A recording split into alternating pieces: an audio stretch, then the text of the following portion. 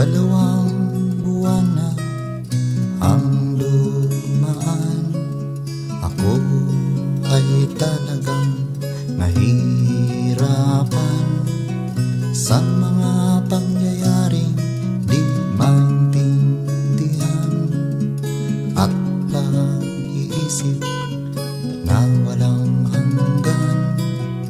O kay tagal na ng pangarap ang magiging buhay sa hinaharap. Sa dalawang buwan na lumipas ay sumama ang isip pati ang bukas.